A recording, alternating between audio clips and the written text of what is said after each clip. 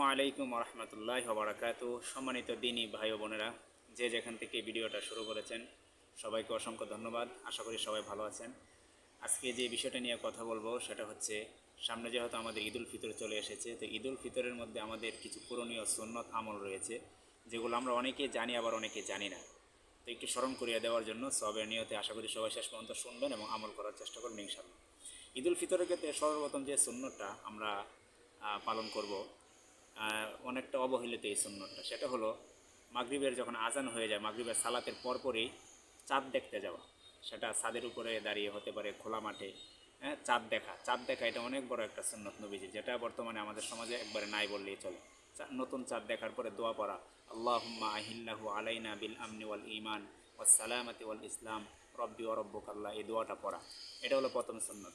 এরপর আরেকটা সুন্নত হলো ঈদুল ফিতরের চাঁদ উদিত হয়ে যাওয়ার পর থেকে নিয়ে ঈদের মাঠে নামাজ পড়তে যাওয়ার আগ পর্যন্ত এই সময়টার মধ্যে, যে 12-13 ঘন্টা বা যতটুকু সময় হয়, এই সময়টার মধ্যে সদকাতুল ফিতির বা ফেতরা যেটাকে বলা হয় সেটা আদায় করা। এর আগে পরে যদি আপনি আদায় করেন তাহলে এটা সাধারণ সৎকার মতো হবে, সদকাতুল ফিতির হবে না।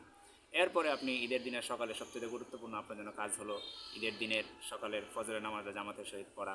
সকাল সকাল ঘুম থেকে উঠে ওই দিন ভালোভাবে মিসওয়াক করা, সুন্দরভাবে গোসল করার পরে নিজের কাছে সবচেয়ে উত্তম যে পোশাকটা আছে, নতুন পোশাক হতে হবে এটা জরুরি না, উত্তম যে পোশাকটা আছে সেটা পরিধান করে সুগন্ধি মেখে মসজিদের দিকে বা ঈদগাহের দিকে হেঁটে হেঁটে যাওয়া, এবং যাওয়ার সময় যে রাস্তা দিয়ে যাবেন আসার সময় ঠিক অন্য রাস্তা দিয়ে আসা, এবং যাওয়ার সময় তাকবীর বলতে বলতে যাওয়া, আল্লাহু আকবার আল্লাহু আকবার লা ইলাহা ইল্লাল্লাহু আল্লাহু আকবার ওয়ালিল্লাহিল হামদ, এই তাকবীরগুলো বলতে বলতে যাওয়া। এই হলো অনেকগুলো সুন্নত। এবং রাস্তাতে যাওয়ার সময় যাদের সাথে দেখা হবে সালাম, মুসাফাহা, মোয়ানাকা ইত্যাদি করা।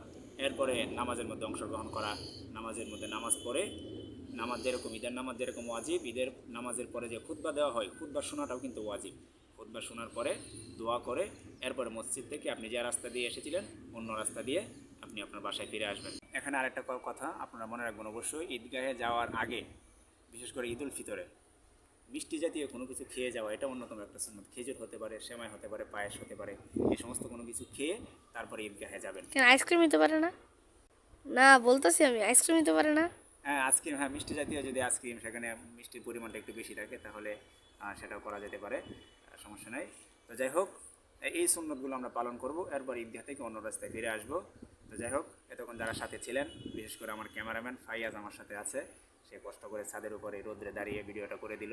আল্লাহ তালা তাকে উত্তম যাচাই খায়ের দান করুক, এবং আপনারা যারা এতক্ষণ সাথে ছিলেন, শুনলেন, আল্লাহ তালা আপনাদেরকে কবুল করুক। আসসালামু আলাইকুম।